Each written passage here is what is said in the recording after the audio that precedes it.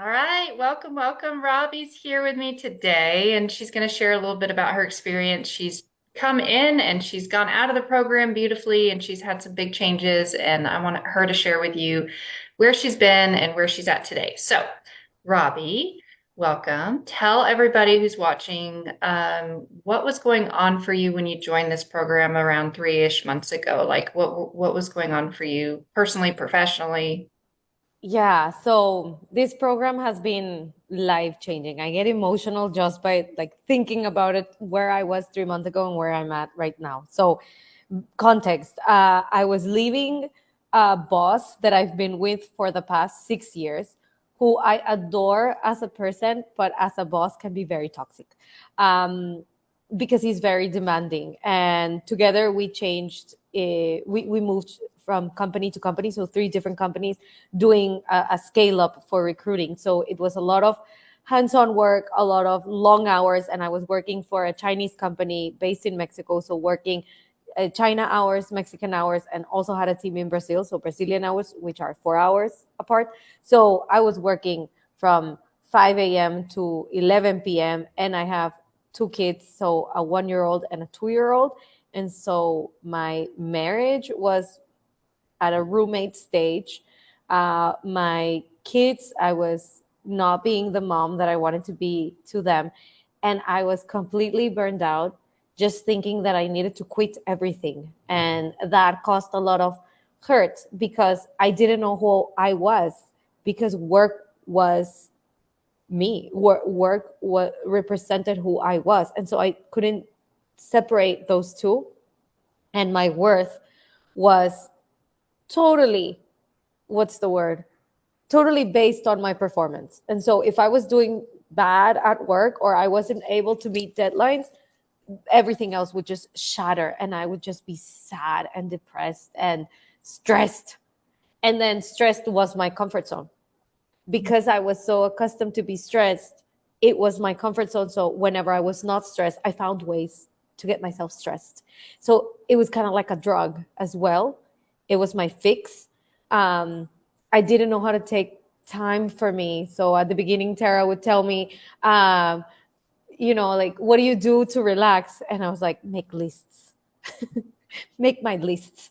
No, and so that's where I was at the beginning of the program. I was sad, stressed, burned out. I didn't know where my worth was at, or didn't even know that my worth was placed incorrectly.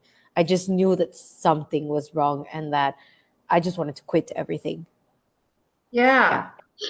Sorry, my nose was running there. Okay. So roommate status, it wasn't being the mom you wanted to be, chronically stressed, addicted to stress, perpetuating stress, like just working long hours. Okay. So tell Yeah. me, since we've been working together, like what are some of the big shifts that you've experienced, whether it be at work or even in your personal life? Like what are you experiencing? So personal life and work. So you know how they say work-life balance? For me, the balance does not work because I have to give up one for the other. And so it was more like, and I work remote 100%. And so how do I make these two like become harmonized? Like, how do I make them work without like setting boundaries, right? Like, yes, harmonize, but not working. Like, I get the kids to bed and then go back to a computer. No, that's a boundary that I need to set for myself, which didn't exist at all, right? And so the biggest shifts, number one, that from my personal life is slipped into my work life, is number one, understanding my primal question, why I do things, why I do all those crazy things. My primal question is, am I loved? And so everything that I did was to get appreciation and like clap from the audience, pat on the back, but I never did it for myself. And so understanding why I was doing things for others and not for myself. So understanding my primal question was the first kind of like eye opener, and then creating my primal truth, right? Which at the beginning was like a very long sentence, but for me, what worked was my worth is not dictated by my performance, whichever that be, at my job, at my house, as a wife, in the house, Like it is not, if I have a bad day, that's okay. If I'm a bad wife, or that's okay, right? If I suck at work, that's okay, right? It's not, it doesn't have to shift my whole demeanor. It doesn't have to get me depressed. Like I have a new start. Everything, you know, it's everything is not that serious. And everything was serious to me. So I can't be everything for everyone, right? And so my primal question, my primal truth, and then the values piece shifted a lot because I was always, they were like my badge of honors. They were my medals. Like I'm resilient, I'm a leader, I do this and I do that. And then with that conversation and with those coaching sessions with the rest of the ladies, I understood that the values that I had were no longer serving me a purpose. They no longer worked for me. And so finding new values, right? And being okay with them, because some of the new values didn't match the person that I want to be, but I'm used to being that other person. And so how do I like come into like a in between, well, not an in between ground, because I don't want to be a person in between. I want to be this one or the other. Like I want to let that other person go, which Tara told me to name, but I don't know what the name is going to be, but she's going to have a name, right? And we're going to call her out. But so yeah, understanding my new values and then setting boundaries for myself in the morning, in the evenings, really small, but could have a big ripple effect, and then sticking to them.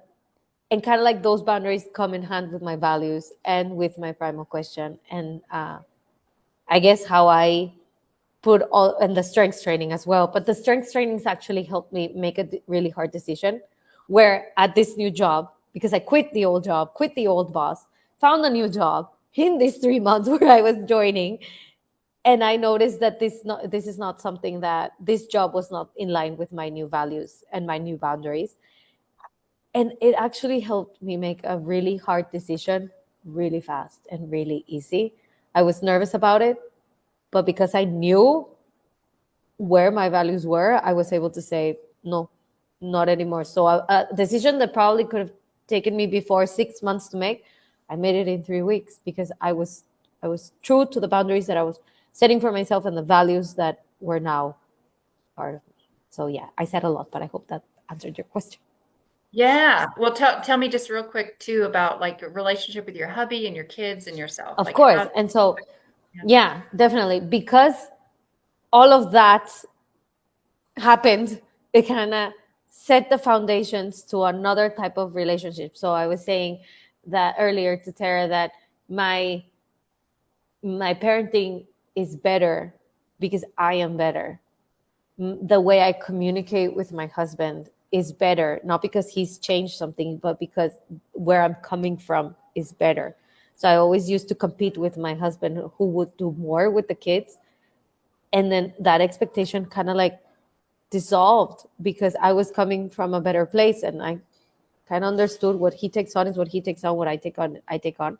And so I need to be more flexible with being okay with what he takes on and what I take on. Right. And so, yeah, everything from like personal spilled to work, and then as well to my kids and my husband, and it improved my relationship a lot. Yeah.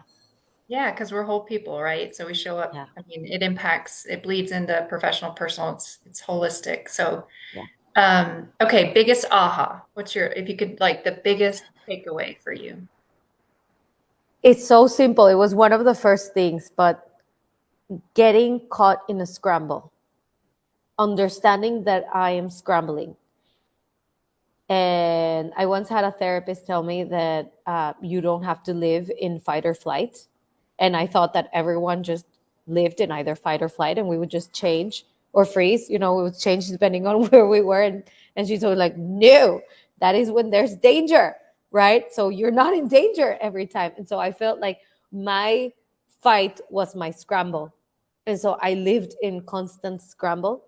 And when I understood the definition of what it is, what you experience when you scramble, and then doing that metacog, I think it was that exercise where the feelings, the behaviors, the sensations, like I remember my face got red. It's been a while since my face got like burning red. Understanding that scramble was was being able to say stop, stop, right? And that for me has changed how I actually like go day in, day out. I think that was my biggest aha moment. And then my second one, just second one, because I just remembered, um, it was with in my strengths training with Anna, and she got me answering so many questions, so many questions, so many questions, and then we got to the root of the problem is that I do so many things to avoid feeling an uncomfortable feeling of rejection. And so understanding that I get emotional, understanding that everything I do is to avoid rejection. And then what if you feel rejection? Nothing. It's okay, right? You feel rejected, it's okay. You get past that. It's like making it so small. It's like, it doesn't matter. I don't have to go through all that. Like making plan A to plan C just to avoid being rejected. Fuck it. Feel rejected. It's fine. Someone's gonna die, right? So I guess that was my second. Yeah. Yeah. Well, it's kind of tied because you go through that scramble to avoid feeling rejected. So it's like being okay, like it's okay if I'm rejected. I'm still enough. I'm still loved. I'm still My whole. worth is not based on my performance. If they Yeah. don't like my performance, well, they can find a door and leave. Yeah. Exactly. Yeah. All right, last question, Robbie. So another woman just listening to this, what would you tell her? What do you want her to know about this program? It works if you do the work, right? It works if you show up for yourself, if you're open about it, and if you're willing to feel all the feels. Um, it it's also amazing because it lasts 3 months. There are a lot of things that you can put into practice while you're going. So when you're meeting with the rest of the ladies with the group sessions, or you're meeting individually with either Tara or Anna, you can be like, oh, last week wasn't a good week. And you can hold yourself accountable. Um, it worked for me because I was very desperate to have something work. And so I gave it my all. I cried, I cursed, I laughed, I did everything. And I can tell you it I see how I am different. I feel different. And I think I also have the tools to continue because it's a work in progress. I'm not 100% there, but I still have bad days and I still scramble, but at least I know that I'm scrambling and I can say stop. So yeah, it's definitely worth your while. I don't want it to stop. I don't want it to end. I tell Tara and Anna that I wanna keep them in my pocket. Be like, I need you. Yes.